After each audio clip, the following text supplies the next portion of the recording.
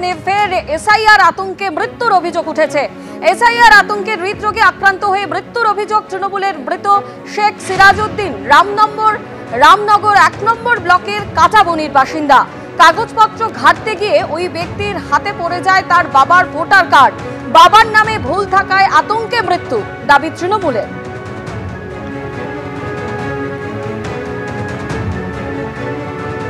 দীঘাতে তার একটা হোটেল আছে, টোকিও ইন বলে, সেই হোটেলে তিনি ব্যবসা করতেন। এখানে পরশুদিন বাদে কালকে এখানে এসআইআর নিয়ে কাগজপত্র, তাদের কি কি কাগজপত্র আছে তারা ঘরে দেখছিলেন। দেখার পরে ওনার বাবার নামটা একটা ভুল হয়েছে। সেই ভুল হওয়ার পরে সবাই আলোচনা করছিলেন। আলোচনা করার পরে তিনি অসুস্থ হয়ে গেলেন।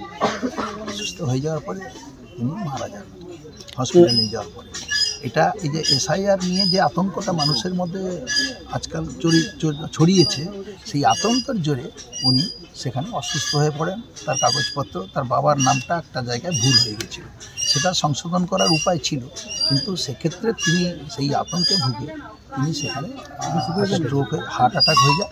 হার্ট অ্যাটাক হয়ে পরে হসপিটালে নিয়ে গেলে তাকে মৃত বলে ঘোষণা করা। এসআইআরের বিরোধিতায় আজকে তৃণমূল কংগ্রেসের মেগা মিছিল হলো। মমতা বন্দ্যোপাধ্যায় এবং অভিষেক বন্দ্যোপাধ্যায় নেতৃত্বে মিছিল হয়। আজকে সুর আরও ছড়িয়েছেন মমতা বন্দ্যোপাধ্যায়, অভিষেক বন্দ্যোপাধ্যায়। অভিষেক বন্দ্যোপাধ্যায় আজকে বলেন, একজন যোগ্য ভোটারের নাম বাদ গেলেই বাংলার ক্ষমতা দেখাবে তৃণমূল। 7 জনের মৃত্যু হয়েছে, যখন ইচ্ছে বাংলাদেশি বলে পাঠিয়ে দিচ্ছে, এর জবাব দেব। 7 জনই যোগ্য ছিল, দিল্লিতে গিয়ে ক্ষমতা দেখাবে বাংলা। এসআইআর আতঙ্কে মৃত্যুর অভিযোগে কমিশন এবং বিজেপিকে একযোগে আক্রমণ করলেন অভিষেক বন্দ্যোপাধ্যায়। জুন মাসে যখন এসআইআর এর নোটিফিকেশন করেছিল, যে জুন মাসে তৃণমূল কংগ্রেস তার অবস্থান স্পষ্ট করে বলেছিল যে একটা যোগ্য ভোটারের তালিকা থেকে যদি নাম বাদ যায়, বাংলার ক্ষমতাটা কি দিল্লির জমিদারদের দিল্লির বুকে এবং দিল্লির মাটিতে তৃণমূল কংগ্রেস দেখাবে। এই যে 7 জন আত্মহত্যা করে মারা গেছে, প্রাণ দিয়েছে, সবার ভোটার তালিকায় নাম ছিল। যখন ইচ্ছা যাকে ইচ্ছা বাংলাদেশি বলে আখ্যায়িত করে ডিপোর্ট করে দিচ্ছে। একটা অন্তঃসত্ত্বা মহিলা, তার 6 জন পরিবারের সদস্য সহ তাকে, যেখানে হাইকোর্ট রায় দিয়েছে তার মায়ের ভোটার তালিকায় নাম রয়েছে, তার বাবার ভোটার তালিকায় নাম রয়েছে, 2002-এর খসড়া তালিকায় নাম রয়েছে, তাকে বাংলাদেশি বলে ডিপোর্ট করে বাংলাদেশে পাঠিয়ে দেওয়া হয়েছে। এর জবাব বাংলা দেবেই।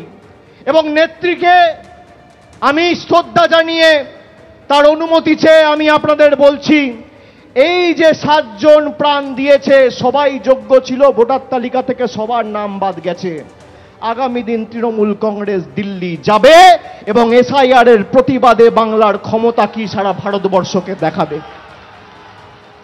দিল্লি যাওয়ার জন্য প্রস্তুত থাকুন। আগে যখন মানুষ ভোট দিত, মানুষ ভোট দিয়ে সরকার নির্বাচিত করত, আর প্রধানমন্ত্রী নরেন্দ্র মোদীর সরকার এখন পছন্দের ভোটার বেছে নিচ্ছে।